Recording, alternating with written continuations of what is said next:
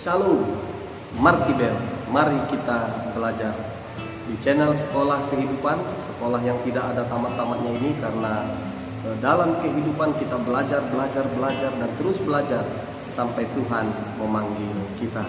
Terima kasih saya ucapkan kepada rekan-rekan pejuang kehidupan yang sudah mendukung channel saya ini, yang sudah like, mengkomen, mensubscribe, men-share, bahkan menonton video-video saya sampai selesai, sehingga video ini dapat berkembang dengan baik. Dan saya berdoa dimanapun rekan-rekan para pejuang berada, senantiasa diberkati Tuhan setiap apa yang kita usahakan, diberkati Tuhan keluarga kita semuanya, kehidupan bahkan masa depan kita. Biarlah kita tetap menjadi pribadi yang berkenan di hati Tuhan, sehingga Tuhan memberkati kita. Baik, kita masih ada pada serial khotbah yang sama. Kita belajar dari seorang tokoh Alkitab yang luar biasa, yaitu Daud, di mana dia adalah pribadi yang berkenan di hati Tuhan. Kali ini saya akan baca firman Tuhan di dalam 2 Samuel pasal yang ke-9 ayat yang ke-5.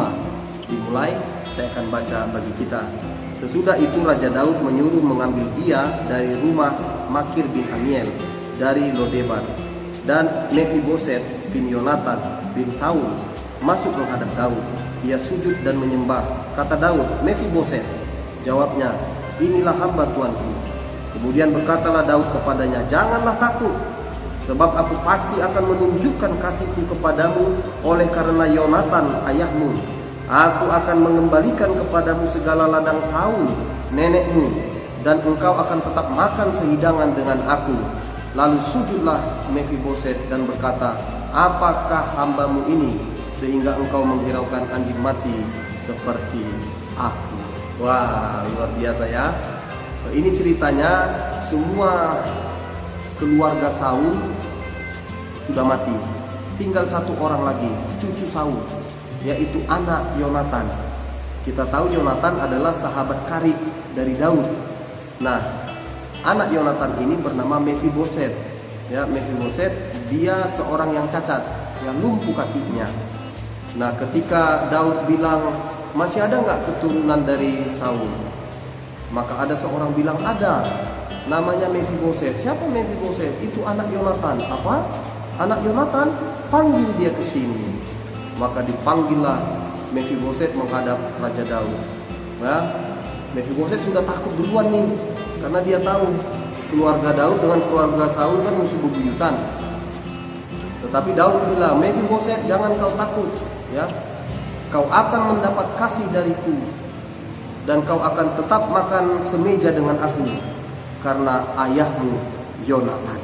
Nah, ya, inilah pelajaran yang harus kita ambil. Ya, artinya apa? Artinya Daud adalah betul-betul seorang sahabat karib. Ya, bukan hanya kepada sahabatnya Yonatan, kepada keturunan Yonatan pun ditunjukkannya, ya, sifat dari sahabat karib, dari sahabat sejati.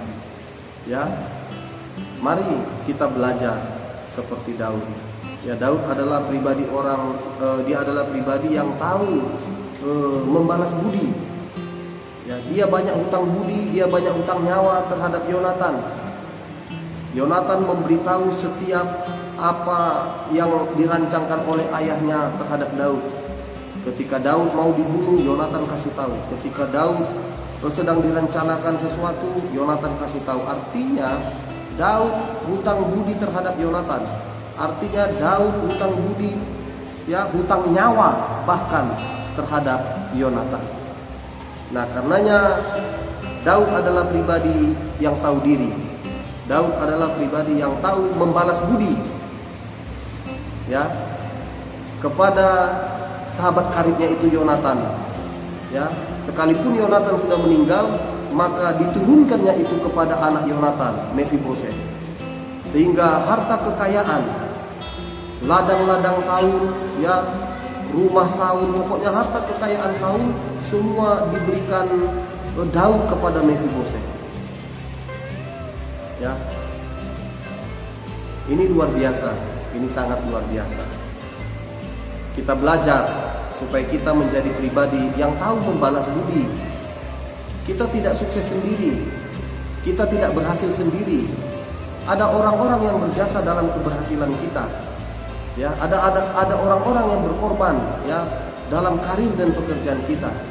Kita ada sampai pada titik ini, itu ada orang-orang ya yang punya andil di dalam keberhasilan kita. Sahabat-sahabat karib kita, saudara-saudara kita, bahkan orang tua kita.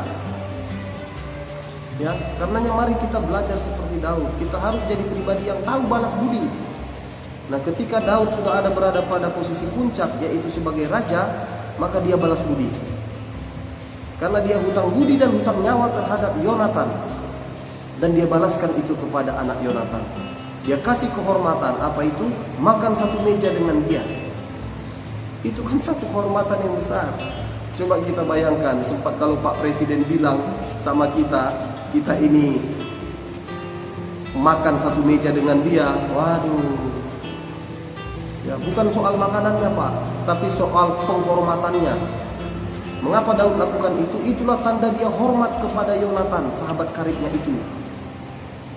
Ya, luar biasa. Nah, oleh sikapnya yang tahu balas budi, oleh sikapnya yang tahu diri, Tuhan berkenan kepadanya. Ya, jadi marilah kita menjadi orang yang tahu balas budi, marilah kita menjadi orang yang tahu diri, sehingga Tuhan berkenan kepada kita. Ya, kalau ada orang-orang yang berjasa dalam karir kita, dalam pekerjaan kita, dalam bisnis kita, ya, satu waktu kita harus balas itu. Ya, kita harus balas itu supaya kita menjadi pribadi yang berkenan kepada Tuhan. Enggak kepada yang bersangkutan, kepada keturunannya. Kepada keturunannya. Karena sekarang sudah sangat-sangat jarang kita temukan manusia seperti ini. Ya, yang memperhitungkan budi orang tuanya kepada anaknya. Waduh, sangat jarang. Sudah barang langka ini. Yang ada, bapaknya dulu kawanku, anaknya kan tidak kawanku, katanya. Yang ada, bapaknya yang berjasa sama aku. Kalau dia kan mana pernah ada jasanya sama aku. Waduh. Saya mengalami. Saya tahu almarhum orang tua saya, ya, banyak menolong orang. Dari tidak punya apa, dari tukang becak sampai jadi orang, sampai punya rumah. Tetapi apa yang dikatakannya sekarang? Waduh, bapaknya yang berjasa sama aku. Kalau dia kan tidak berjasa, mana ada jasanya itu sama aku, sehingga dia melakukan yang tidak baik kepada saya. Tapi itu tidak masalah. Itu semua pelajaran kehidupan. Ya, biarlah kita menjadi seperti Daud. Ya, mari kita menjadi orang yang tahu diri, tahu balas budi. Enggak kepada yang bersangkutan, langsung kepada keturunannya. Supaya apa? Supaya Tuhan berkenan atas kita dan kita diberkati oleh Tuhan.